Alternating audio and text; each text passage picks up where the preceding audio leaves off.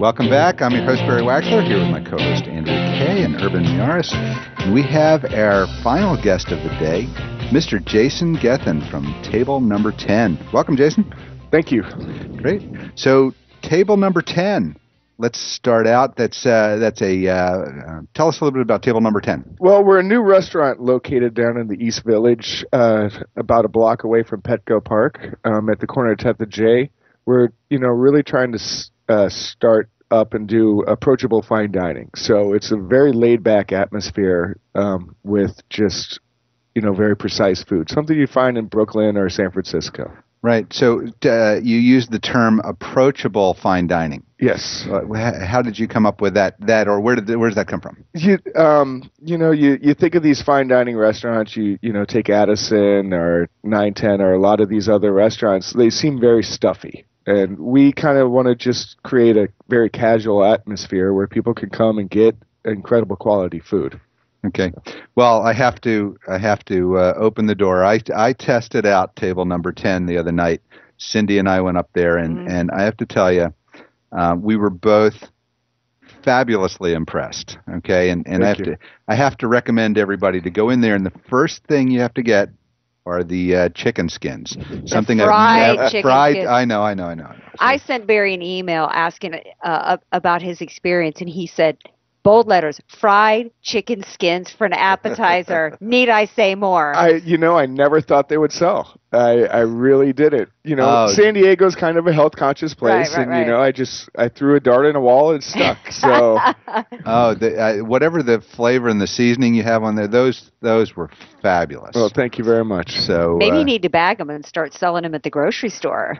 Maybe. If I could keep up with the restaurant on them, then I'll start thinking of doing something else with it. So. Well, if my wife, Padre season ticket holder, we will be there. Oh, sounds good. It's that close to the park, yep. Great. But you also had some other interesting. Oh, yeah, they had. Well, exquisite sounding yummies. I wanted to make sure that what we tested there was things that we could not get at other restaurants, and I'd have to say that's probably the majority of your menu anyway. Yeah, we like to really think out of the box. We sit down, we hammer out things, the sous chef and I, and we just have fun with things. Wow. Yeah. So we had a Brussels sprouts Caesar salad to go with it. Of course, the drink, the drink, I forget what it was. It was it had the tequila and the cucumber. I forget the name of it, but it was wonderful.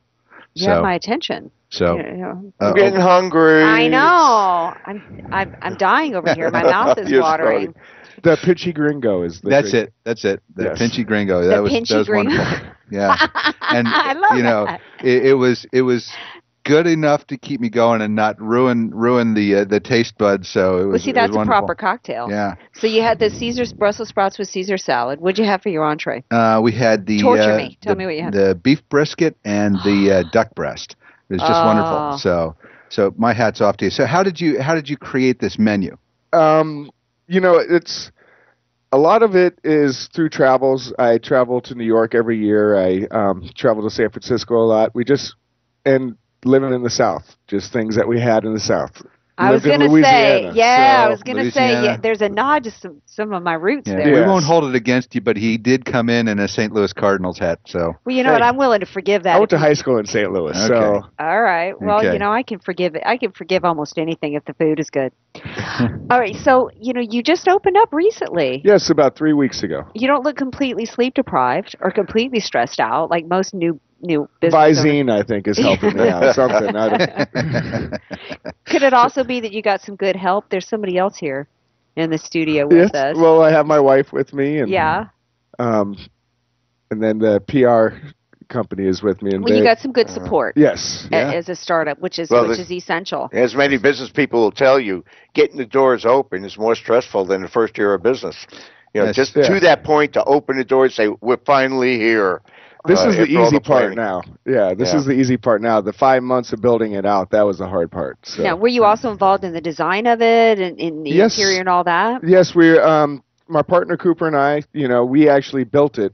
Basically, we gutted the whole place and built it mostly ourselves, except for doing the electrical and some of the plumbing stuff. So chef and interior designer. You have to tell us about the building. I love that building. That's a historic building in San Diego. Yes, it is. It's actually we are located in the old 1929 quality milk factory building. So a lot of our stuff is the water bottles are old milk bottles.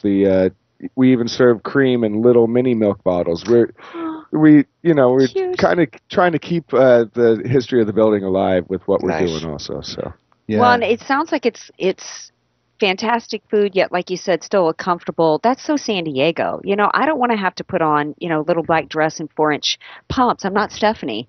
To go out and enjoy a good meal. I don't like to put on the pumps either, so that's why we try to make. And it we like thank you for that. Yeah. Come on, you want to see my legs? Awesome. So it's wonderful. You're listening to Close Up on San Diego Business here on KFSD AM 1450 and financialnewsandtalk.com. I'm your host, Barry Waxler, here with my co-hosts, Andrea Kay and Urban Miaris, and our guest is Jason Gethin from table number 10. Now, something else we love from the South that I see that you guys are involved in is homemade sodas. Yes, we're making all our sodas, our tonics, all the syrups for everything that goes into all the drinks. Just like root beer? We make sarsaparilla right now. So Ooh, even better. Make sure when you get Andrea into the restaurant that you get her to a table and not up to the bar first. Because if you get her to the bar, you're never going to get her away. We serve food at the bar, too, so it doesn't matter. Perfect. Okay. Yeah, it's truly exciting. Having been in the restaurant business and starting, much like you're starting, there's so many people getting the food service business today with a cookie-cutter format, and you might as well go next door and eat. It's the same thing. I can't wait to get there. Yeah, we really want to keep it so it's something that's kind of unique to San Diego that hasn't really made it here yet, and I think we've really pulled it off with the team that we put together. Wonderful. So now, exciting. And once people start to rip off your menu and start to do that other places, then how are you going to keep it fresh? I guess we change the menu. Actually, I'm about ready to change the menu already, so we're going to change it every 3-4 weeks. Wow. Based on new inspirations you come across? I get bored travels? very easily. Okay.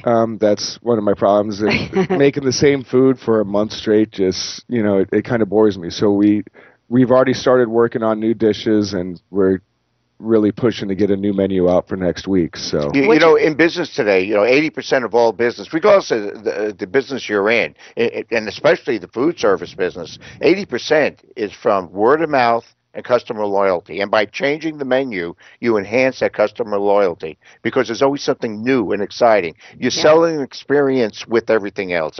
This is truly exciting.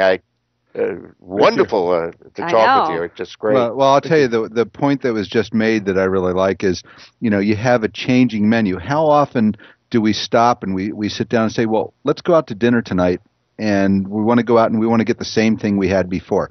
And if you go to a Ruth's Chris or a Morton's, you're going to get the same thing you had every single time. Wonderful food, but the same thing. Now we can know that we can always go down to table number 10 and get something different. Try something different. It's a new experience. It is, and it's great. Yeah. So what's your creative process? I mean, when to create a dish? I mean, do you go in and just look around and see what you in your pantry, what strikes you? Do you research trends? I definitely research trends, but a lot of times what I'll do is I'll start with the protein. Like we got Kobe in last night to work with to just figure out what we want to do with that to put on the next dish. Then we look at the vegetables, what's in season, and we build it off of there. Wow. And not only that, it's what's in season and the what's special, because food costs are just rising and rising. That's true. Especially for the food service industry. And if we get something a meat special or a fish special at a good price and quality, that becomes a special. I know that's what we used to do. Yes. Yeah. And we look a lot at the, speaking of seafood, what they're starting to catch that's local. So pretty soon they're going to start catching swordfish, local swordfish, which means we'll have local OPA that we can carry off of that. Huh? So you're always got to think ahead. Yes. As well. Yeah, that's great. That's great. And so next time we go down there, you'll have to set us up for a whole group down at table number 10. Yes, definitely. So I saw that we went down and took a look downstairs, and beautiful little table out there with a private party sitting right next to the kitchen. Yes. Oh. We also have dining around the bar of the kitchen. So That's six right. people can sit down there and actually watch what's going on and Oh, talk see, to the that's cooks what I while would they're wanna cooking do. and everything like that. So That's awesome. That's That's popular. awesome. So now you've also been gotten the award already from Zagat. Tell us about that. yeah, the first week we opened, someone from Zygot came in, and the very next day we were voted one of the 10 hottest restaurants in San Diego. So Wow, Wow, so that was quickly. fast. Yes. That is Yes. exceptional. I think Well- that tells you something right off the bat. Yeah, Yes. sorry, Barry, but I might have to give their review a little bit more weight than the Barry review. Oh. any review is a good review. It is, but If- you know, as long as Zagat, it's good, Yeah, so. exactly. So every time you change the menu, you send me an email. I come down, we test it out, and we come back on air with Perfect. it. Right? Okay. I don't think I'll take the chicken skins off. Though. Okay. No, I that would made be the chicken insane. skins Yeah. off. You might have riots. Yeah. So, and I like that Brussels sprout Caesar salad. That was unique too. Yeah, just a different way to do Brussels sprouts. So. Well, we are running out of time here, so tell our listeners real quick, how do they find table number 10? They can find table number 10. Our website is table number spelled out and then 10.com.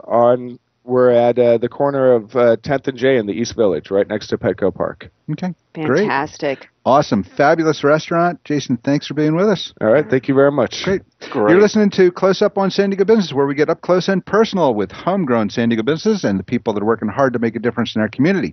I'm your host, Barry Waxler. We'll be back next week with more homegrown business close up, and all I can leave us with is stay awesome, San Diego.